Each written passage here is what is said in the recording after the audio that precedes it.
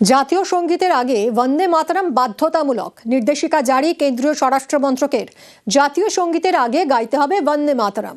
আরও জানবো, কথা বলবো মৈত্রী ভট্টাচার্য আমাদের প্রতিনিধির সঙ্গে। মৈত্রী, কেন্দ্রীয় স্বরাষ্ট্র মন্ত্রকের এই নির্দেশিকায় কি বলা হয়েছে?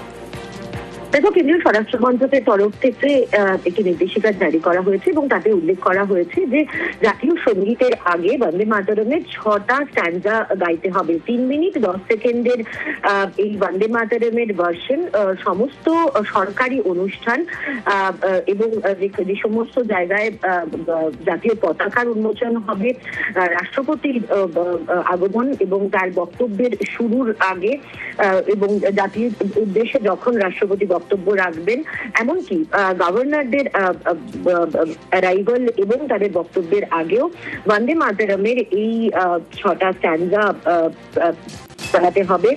এই বিষয়টা একেবারে নির্দেশিকা আকারে জাতীয় কেন্দ্রীয় স্বরাষ্ট্র মন্ত্রকের তরফ থেকে সমস্ত রাজ্য এবং ইউটিসদের কাছে পাঠানো হয়েছে এবং সমস্ত রকমের সরকারি ইভেন্টেও এই বন্দে মাতরমের 6টা স্ট্যান্জা চালানোর নির্দেশ দেওয়া হয়েছে।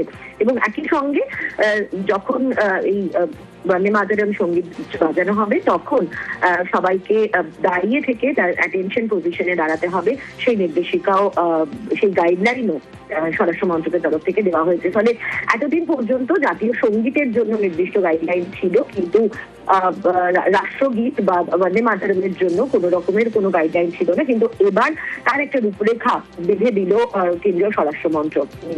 ধন্যবাদ মৈত্রী।